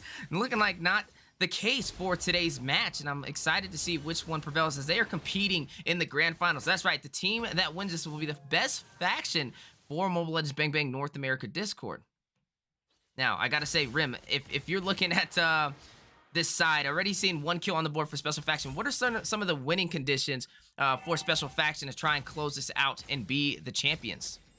They definitely have the ability to capitalize off of these early engages, right? And we do see that happening here in the top side. There's the Daytona's welcome from Vanitas, but Appraiser's Wrath is well going to come down as Blueberry's going to find the kill on the Martis here, but Six not looking to let the fight over, but Way of the Dragon, the CC's layering as Komi is going to find the kill there. Definitely a good kill indeed, and that will be 1-2 on the board. Agelta Drylands leading in terms of kills, and now trying to take the first neutral objective on the board. Absolutely. Now, with that being said, though, I do see the turtle did get head up into the hands of Barats. But speaking of Barats, that Beatrix unfortunately did get picked off. So a little bit of a rough laning phase for that Beatrix. But we also know that Beatrix does skill in that late game. So we're just gonna have to see what happens throughout the game. But Rem, do you want to give us an item breakdown? Absolutely, right. We do see not much being built in right here, just some damage being dished out. And speaking of damage, Sayusa going to be taken down there in the river. Yeah, definitely a lot of kills starting to go on the board. 4 kills for Agelta Drylands, and it looks like a Komi still trying to claim some real estate, taking these creeps in the jungle, but looking in the mid lane, you are seeing a possible engagement in the river. Looks like this Martis going back to the XP lane over there with Blueberry on this choke. But in the bottom side, here we go. Barat's going in. Feathered airstrike over there by Farza. Able to hit the mark, able to slow down Monokuma on this Beatrix. And Estes going to go ahead and provide some slowage as well. But wait a minute. C-Suite caught off guard inside of the bush. Going to use the wild charge for the triple knockup. And another triple knockup from Vexon and a double kill into the hands of Monokuma. Triple kill taking out Kokomi, taking out Jin Yun, and also taking down Jans. 3 members out of the game and into the casters as for the side of Agelta Drylands into the hands of Special Faction. Absolutely. Now with that triple kill though, that Beatrix does now have the ability to scale. Being able to get that triple kill did give her a good amount of gold. And now that Clint is now sitting at 2-0 as a KDA, but in response to that Beatrix, they pick up a triple kill. Beautiful set by that Vexana, being able to CC those heroes for them to be able to. Speaking of CC, we're seeing a lot of action right now. Feather airstrike, but here comes Martis looking to join into the fight. Wild charge is going to miss the mark. Will shampoo over the wall here. G Kundu not going to find the knockup. Here comes Barats Kokomi looking to find the fight. All members included. And now we're seeing the Mortal Coils able to disengage. Here comes the Tono's welcome. Not going to be able to find anyone just yet. G Kundu from Blueberry. A lot of skills being used, but no one has fallen just yet. This is a lot of utility, a lot of action in between Special Faction in this Drylands here, but it looks like everyone's gonna be able to disengage ahead of this as we do see a flicker from Farsa also being forced out, and now here comes the gold laner and a feather airstrike from Farsa looking to find the marksman from Special Faction. Not gonna get it done just yet as both teams are gonna make their way over to the turtle here, Weezy. Yeah, it looks like they are gonna try and contest this neutral objective, but Jinya picking up a kill on Monokuma. Down goes Beatrix. And now we're seeing the action is still unfolding. So Komi's going to pick up the turtle, but here comes Sayusa on the grok, dropping damage to lows. Killing spree falls to the hand of Clint. And that is another kill on the board. 2 kills down, and that is 2 members out for Special Factions, and just a good engagement for Agelta Drylands. Picking up that turtle, picking up 2 kills, and now possibly picking up another one. R is going to go ahead and find a way to take down Martis. And they could potentially look for more here. There goes Cheese with the Vexana Lord summoning in. But Beatrix gonna find Kokomi there in the action right now. Down goes Thanos over there on that Barats, and you are seeing 6 on the chase. Gonna go ahead and get a knockup with the Brave Assault. Feather Airstrike for a direct response. Not in time, though, and 6 takes down Farza. But don't count him out just yet. Blueberry's on the hunt, landing the G-Conduit right now on the Grok Concussive Blast, leading to a little more damage. There goes the Way of the Dragon. He will pick up the kill. Man, oh man, a blow for a blow, an eye for an eye. These teams are trading in terms of kills. 6 to 8 on the board. Agelta Drylands leading the way. And man, what do you got to say about these engagements so far, Master Rim?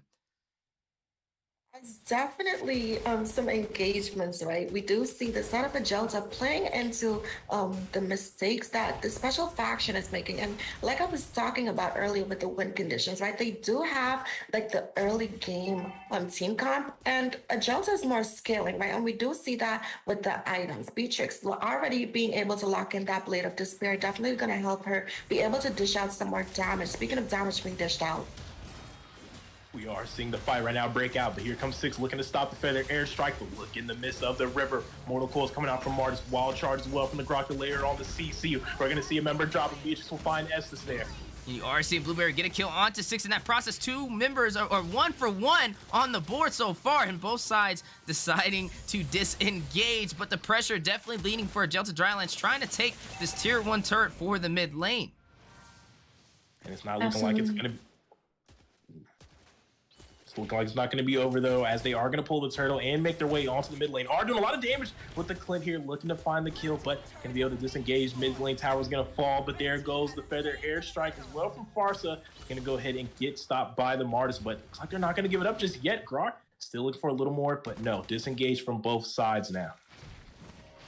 Absolutely, but with that being said, though, even though they're taking eye for an eye, bullet for a bullet, they are able to actually be able to exchange those trades and be able to respond to what's going on. But speaking of respond, we are seeing the clash in the jungle here. A lot of damage. Wild Charge are going to find 2 members here, but where's the follow-up? Nibiru's Passion not going to find the mark, but Clint is going to find Grok here. You do see Deton as welcome, unable to connect, but Feather Airstrike going down, still not hitting the mark. R over there trying to rush in, use the flicker. He's going to go ahead and get the grenade bombardment onto the Beatrix, and down goes the marksman for the side of Special Faction. And that's not all that's going down, as they are working on that tier 2 tower in the bot side. We'll be able to go ahead and secure it as a Terrify comes out from Vexana on the Barats.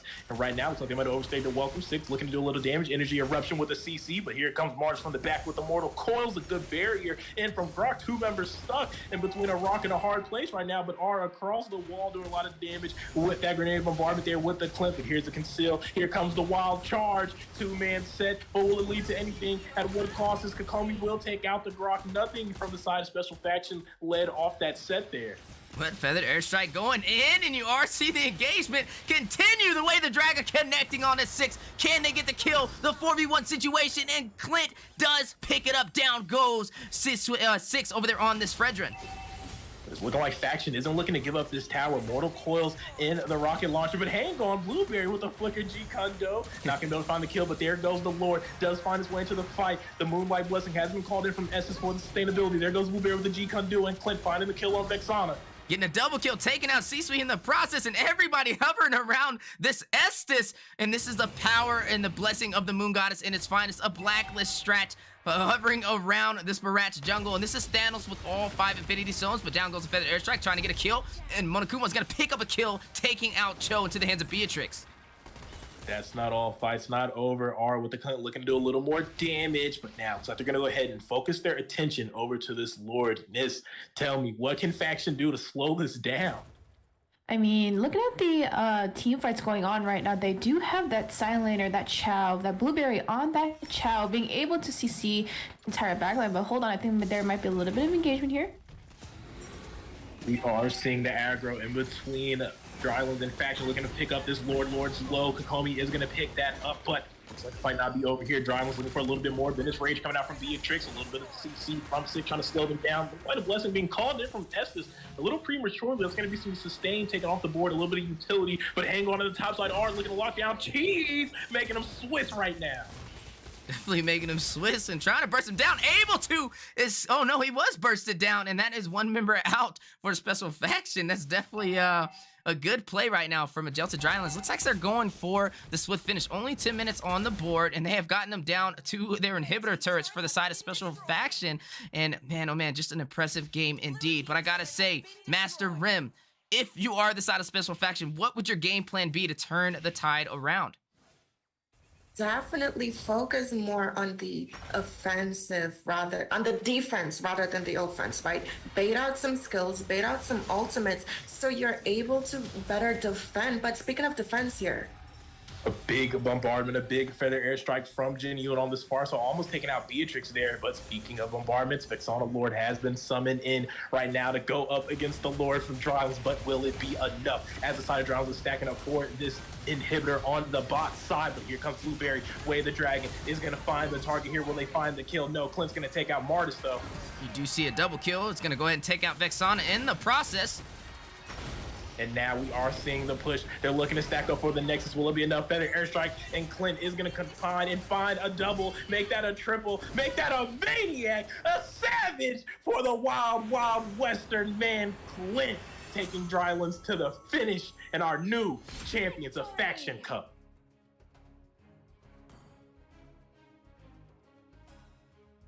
Absolutely. Now, with that, Clint being slotted in with 15-0, well-deserved MVP. Now, Master Rem, can you break down these stats for me?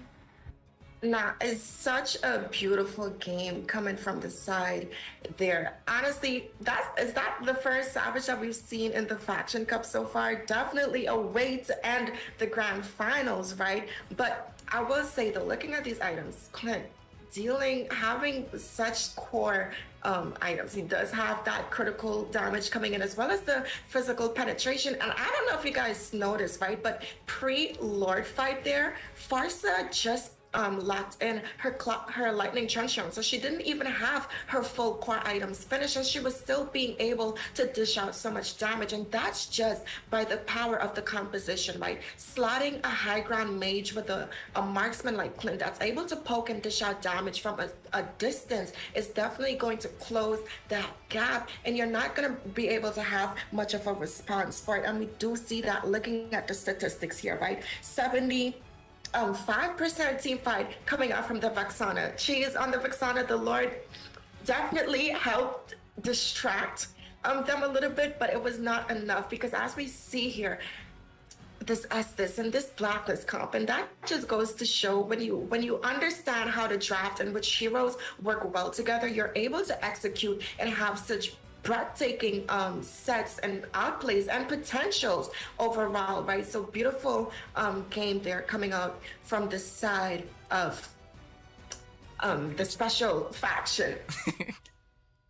Definitely a good game indeed. And Agelta Drylands able to kind of prevail there. And that was an interesting game indeed. I gotta say, to see R pick up that Savage, man, who would have expected that to close it out for the grand finals? That is an explosive finish into the hands of Clint, and definitely an amazing game, and also some amazing casters. Special shout out to everybody that kind of took part in this event. For those who don't know, we are the Mobile Legends Scrim Academy. That was Coach Deku on the play-by-play. That was Master Rim on the on-point analyst, and also Eunice as well, and then myself on the play-by-play, and also the host for production. And it's been a pleasure, guys. The whole purpose of this was for these teams to compete, 7 factions to claim the title, the best faction in North America. And I'm excited to say an excellent game by Agelta Drylands to prevail. So that is going to close it out today, guys. Hopefully you had an amazing journey with us inside of the Land of the Dawn, and definitely more future events to come. So don't go nowhere, as this is just one of many collaborations with the Mobile Legends Scrim Academy and the Mobile Legends Bang Bang North America Discord server, and also more to come on content for the Mobile Legends North American YouTube channel as well. So guys, it's been a pleasure. My name has been Wheezy, and I've had an exciting time inside of the Land of the Dawn with you guys today, and I hope to see you guys in the future. Now, speaking of the future, the show doesn't stop here. Definitely check us out, the Mobile Legends Scrim Academy, on our YouTube channel, as well as we host events like this all the time in Europe, North America, Philippines, you name it, it's there, and we'll continue to do so. And outside of that, we're also helping teams in North America get ready for NAMPL. So if there's any casters out there that want to practice, definitely reach out to us, as we offer all types of things to get you guys on board and grow the North American community, as that is our whole purpose to do this, is to kind of get everybody together, work as a team, and get NAMPL. So definitely spam that in the comments, # NAMPLs. That's what we need, and everybody actively working on it together is the way to get it. So it's been a pleasure, guys. Thanks so much for spending your time with us today. Shout out to MLBB NA Discord and the YouTube channel for letting us host this amazing event. As always, it's been a pleasure. Take care of yourself. Take care of each other. I'm going to see you guys next time in the Land of the Dawn. Peace!